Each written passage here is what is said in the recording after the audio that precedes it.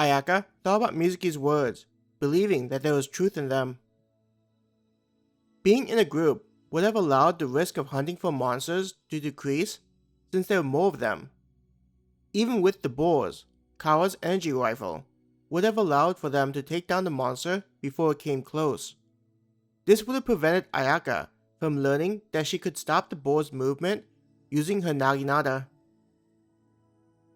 Tanaka's gauntlets would also allow her to physically stop the monsters if she was strong enough, which would be an inevitability as more of the energy is absorbed into her body. Even without having to consume higher quality food, just being outside and taking the energy would let Tanaka have the necessary strength.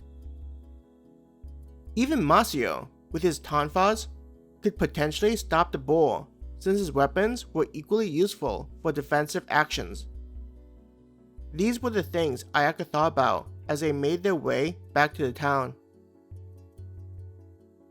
I guess a lot of how a person is able to take on more difficult challenges is whether they have the opportunity, Ayaka suggested. Mizuki smiled. I don't know if it's always has to be the case, but I think with us, it worked out. The sound of the wheels of the cart and the grass waving in the occasional breeze were heard as they headed back. It wasn't long before they saw the town in view. The closer they got to the town, the more adventurers they saw making their way back inside to the guild, likely to collect their guild points. Ayaka would check out the other adventurers, not just to see if any of them were their group members, but also to check out the equipment that they carried. What she noticed was that many of the adventurers stuck with the sword as their main weapon. Some had a short sword or dagger as a secondary weapon. In addition to the main weapon, many carried some kind of defensive equipment. One that she saw many have was a small shield, several times larger than the person's fist. With the size, Ayaka wondered what purpose the shield would serve and why a person would choose it. Remembering that the guild taught classes related to being an adventurer, Ayaka had a mindset that she should check out the classes at some point. She imagined that it would be valuable to at least know more about the path she chose.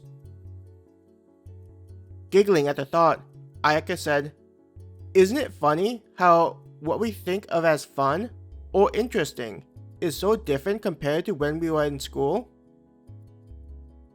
Laughing at Ayaka's thought, Mizuki asked, "What brought about that?" "I mean, checking out the other adventurers.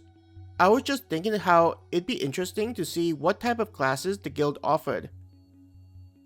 But in the past, I don't think I'd ever been interested in studying as something that could be entertaining." Ayaka explained her thoughts. "Do you get what I'm saying?" Nodding. "I get what you're saying." Mizuki tilted her head. "I guess it really is strange compared to what we'd do for fun after school was finished, or on the weekends. Walking about with friends to look at different clothes, or seeing the newest cafe that opened." Giggling.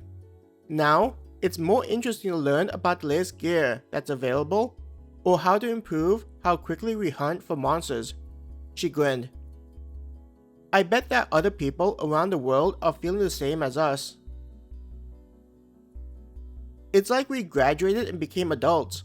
Ayaka laughed.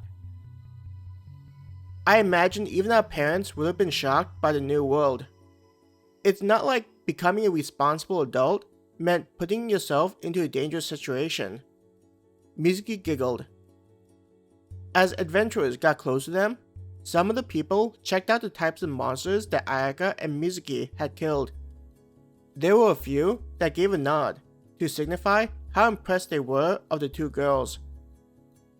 Some of the adventurers also had carts that they were pulling.